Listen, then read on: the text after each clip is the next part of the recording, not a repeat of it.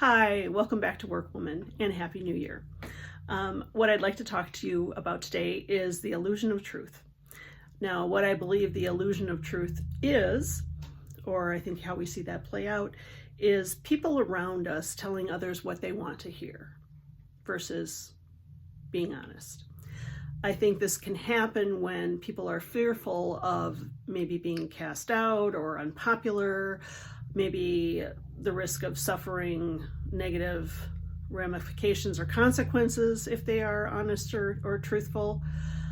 And I think there's some really big risks with that. I think as we create this illusion of truth, and again, this can happen, I think, in the workplace and other aspects of our life. I think we can see this anywhere. But as we create that illusion of truth, repeat that false narrative, really that illusion of truth can become the perceived reality or perceived truth. There's an old story, very famous story, that really reminds me of this, and it's called The Emperor's New Clothes. It's a children's story written by Hans Christian Andersen in 1837. And it's just a timeless tale that really is about this illusion of truth and how we can get sucked into that. The gist of this story is an emperor who oversees a kingdom places a tremendous amount of value on his appearance and his wealth. He hires two traveling weavers to make the most magnificent and expensive clothing ever created. Now, the emperor hires these weavers, who are actually thieves, and gives them a lot of money. He goes to check on what they're doing, and as he's watching them work, he's unable to see anything on the weaving machines. And the weavers see that he's a little nervous, and they assure him that only those who are truly fit for office and unfoolish can see the clothing that they're creating. Those who are unfit for office or foolish will not be able to see the clothing. So, of course, the king, who doesn't want to be perceived as a fool, says, "Oh, it's beautiful, magnificent. Keep up the good work. Here's some more money." Now, the emperor is a little nervous, so he sends a couple of his leaders to go check on the weavers to see what they're doing.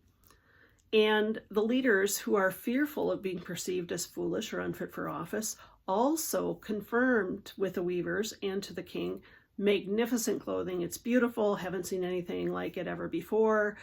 It's going to be perfect for the upcoming parade through the kingdom. So the day of the parade through the kingdom arrives. The emperor puts on his brand new clothing, which really isn't there, and he parades through the kingdom wearing nothing. And no one's brave enough to raise their hand and kind of say, by the way, you're not wearing anything, you're naked. Until a child bursts out and says, he's not wearing anything, the emperor has no clothes. And there's this rumbling going on then, of course, within the crowd. But at that point, the emperor realizes he is so invested in the false narrative, the lie, that he just is committed to finishing out the parade wearing nothing, for fear of being recognized publicly as a fool.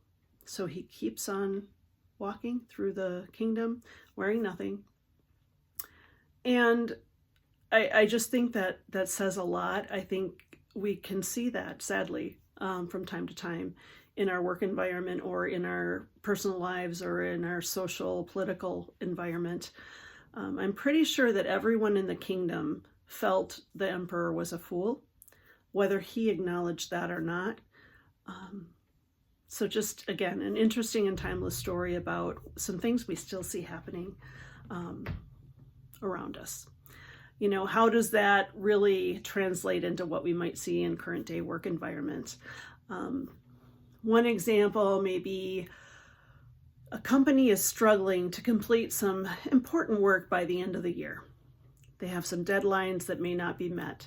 So someone within the organization, leadership management, says, I know how we'll fix this. We're going to have a blackout period for PTO, no vacation time for anybody, during the holidays through the end of the year, the last couple of months of the year.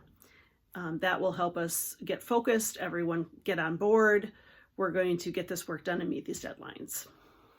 Now, the reality, the honest truth in that situation may be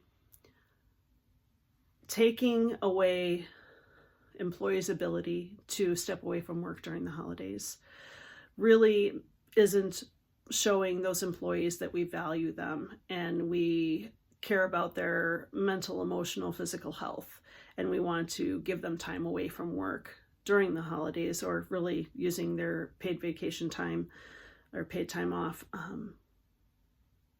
as they need to stay healthy, to stay happy, physically, mentally, emotionally, really taking time away to spend time with friends, family, hobbies, travel, whatever it is that helps them recharge. So that's maybe an example of how that could play out in the workplace these days. I think there are some things we can keep in mind to really help us work through situations we may find ourselves in when we see this kind of false narrative, illusion of truth going on in the workplace or in other areas of our life.